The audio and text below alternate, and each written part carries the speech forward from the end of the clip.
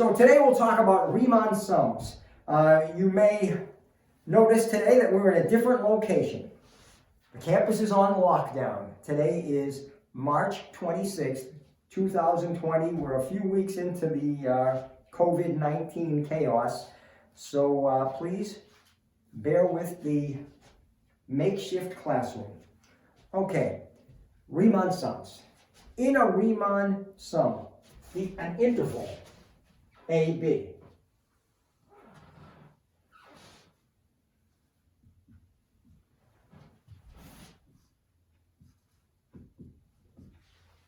where A is x sub 0, B is x sub n. An interval is divided into subintervals. Now, depending on what the function is doing over that interval, right, it may be below, it may be above the x-axis. We'll see what that means for us in a little bit. All right, divided into subintervals. Now, in a Riemann sum, those subintervals do not have to be of equal width. The endpoints of the subintervals, you'll have x sub 1 and x sub 2 and x sub k minus 1 and x sub k, etc. And so x1 minus x sub 0, that would be delta x1. And x sub 2 minus x sub 1 would be delta x2, etc. Within each subinterval, remember where we came from. We were using rectangles to approximate areas. Well, within each subinterval, you would choose one x value. Within the first subinterval, you would choose an x value. Now, note, we're below the x-axis here, and that would be called c sub 1, that x value. And so, if we were to draw a rectangle, and we don't have to choose that to be right endpoint or left endpoint or midpoint, it could be anywhere in the subinterval, that's c sub 1. So the height of the rectangle could actually be negative in a subinterval, right? Because f of c sub 1 in this case is negative. And so that rectangle area would actually, you'd get a negative value there. And now, you have to recognize this, that where in the interval you have some areas where the curve goes below, the total sum will not be the area above the x-axis because you'll have some negatives. But anyway, within each subinterval, some x value wherein you get the height of the rectangle. Within this, you have a c sub 1. Here you have, c sub 2, and that would give you the height of the rectangle there, etc. And so, the Riemann sum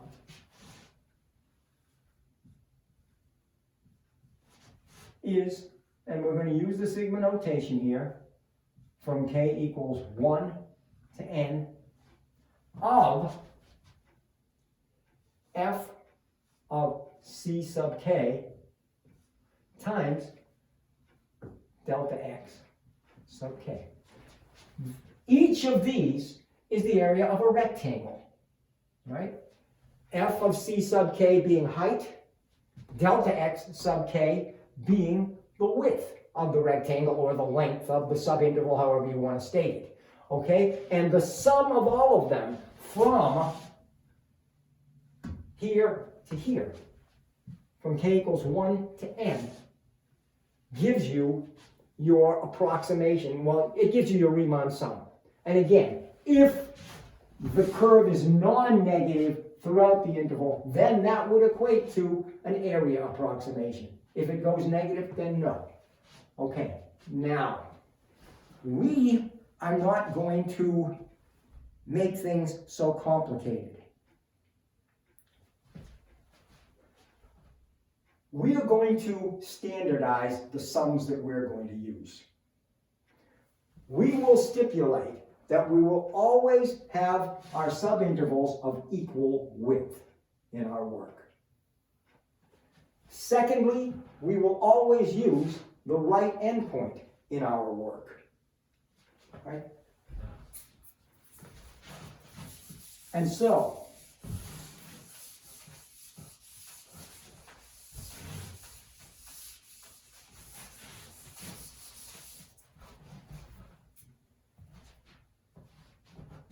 when we create our sum, let me just rewrite this formula for the Riemann sum again, because I'm going to give you some equivalents.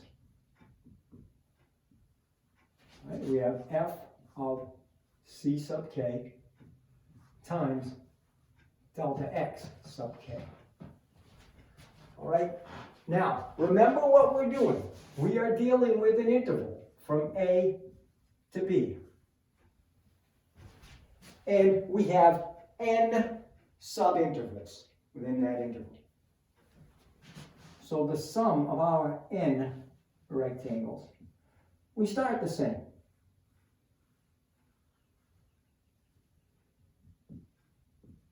But since we're always going to be using the right endpoint, take a look at what happens in our subinterval. And by the way, just for a little bit of the terminology you're going to get, in a Riemann sum, when the interval is broken into subintervals, that's called the partitioning of the interval. And since in a Riemann sum, the widths don't have to be equal, we give a special name to the widest or longest subinterval. That's called the norm of the partition. That won't apply to our calculations, but the norm of the partition has this symbol. Okay? But now, let's take a look at what happens when we have subintervals of equal width and we always use right endpoint for our calculation of the height of our rectangle. Note, here we have A, and here's B. If all of our rectangles are equal width, and our total interval is from A to B, so the total width of the interval is B minus A, and we have n rectangles, then the width of each subinterval is B minus A over n. So, if this is our x sub 1 and A equals x sub 0, the right endpoint of this first subinterval is A plus B minus A over n. Now, the next subinterval also has a width of B minus A over n. So the right endpoint of this second subinterval is A plus B minus A over n plus B minus A over n. So in other words, A plus 2 times B minus A over n. So as we go along, let's just call this x sub k, and we have a series of B minus A over n's. So the width, the right endpoint of the kth subinterval is A plus k times B minus A over n. And so instead of f of c sub k, we have f of A plus k times B minus A over n. Right endpoints, right? Always a multiple of B minus A over n. Now, since our subintervals are of equal width, and that width is B minus A over n, that's what we have here. So our x-coordinates at which we are evaluating the height of the subinterval, or the height of the rectangle in that subinterval, our x-coordinates are A plus k times B minus A over n. f of x is height of rectangle. Our widths are all b minus a over n. Right? So unlike the Riemann sum, where we don't have equal widths, we don't have a set determination of where we're going to choose the height of the rectangle, we do. Now, we can work with this, and we will. And in fact, we'll work on a very familiar problem. One that we could only approximate roughly when we were first looking at area estimation with finite sums.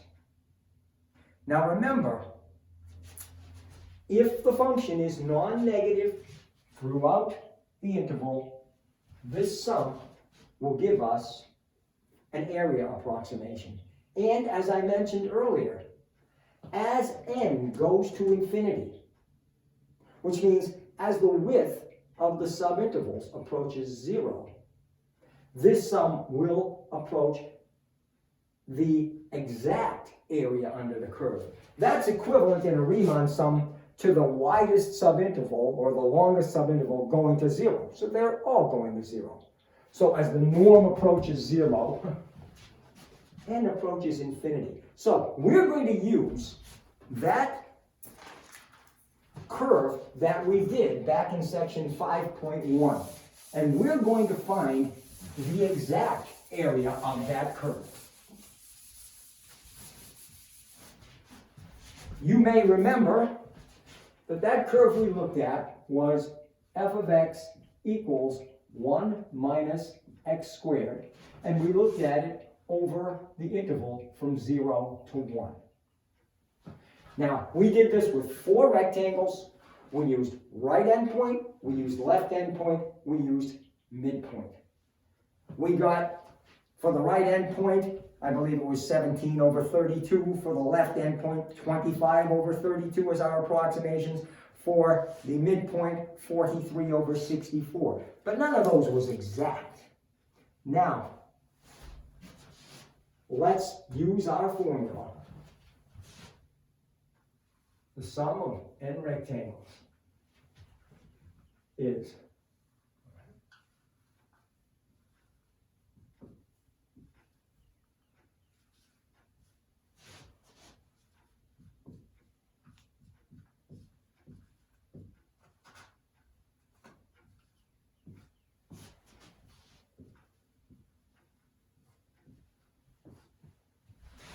and now let's remember, in our particular problem, A is 0.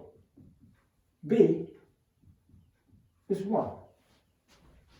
So our x coordinate is 0 plus k times b minus a over n, or more simply, k over n.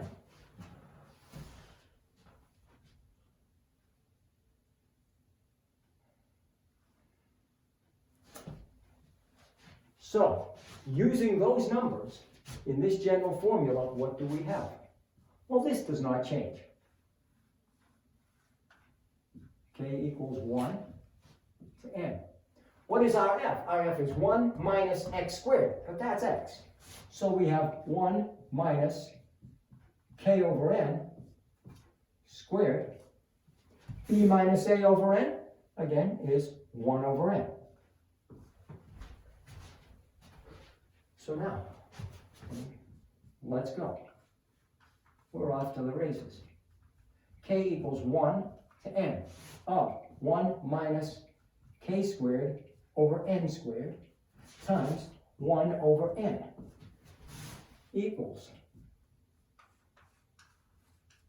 from k equals 1 to n, let's multiply through 1 over n minus k squared over n cubed. Now, you may remember when we were dealing with the sigma notation, we said that if we don't have a k, anything that's non-k can be treated as a constant. And so, as we move to the next step, what we have is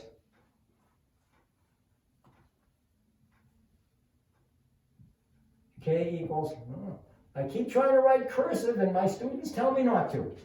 K equals 1 to n, well, we have 1 over n, minus our rules for sums say that for sums and differences, the sum of a sum or difference, we can split them up. Now, again, the n, we can treat that as a constant. So we're going to pull that out as a constant multiple. 1 over n cubed times the sum from k equals 1 to n of k squared. All right, this gets treated like a constant. The constant rule says n times c. Well, what's n times 1 over n? That's simply 1. Minus 1 over n cubed. Now, special sum. The sum of the first n squares. You may or may not remember, and I hope you do, that that's n times n plus 1 times 2n plus 1 over 6. Special sum formulas. Okay, so we have 1 minus, well, we can cancel one of the n's here. And what we have here is n plus 1 times 2n plus 1, 2n squared, plus 3n plus 1 over 6n squared. That will give us an area approximation for the area under this curve, which is non-negative throughout that interval, for any number of rectangles. If we plugged in the 4, we would get exactly what we got before when we just did 4 rectangles. But that is not what we are really looking for now. We're looking for what happens when we have an infinite number of rectangles. Well, what we need then is to take the limit of this, that is, the limit of our S sub n, as n goes to infinity. And you should remember, we have a rational function here. When we were studying limits involving infinity, we said that as the variable goes to plus or minus infinity, rational function, the limit is the quotient of the lead coefficients if the degree of the numerator equals the degree of the denominator, which it does there. So the limit of this rational function as n approaches infinity is the quotient of the lead coefficients, 2 over 6. So we have 1 minus 2 over 6, 1/3, which equals 2/3, which is the exact area under that curve over that interval.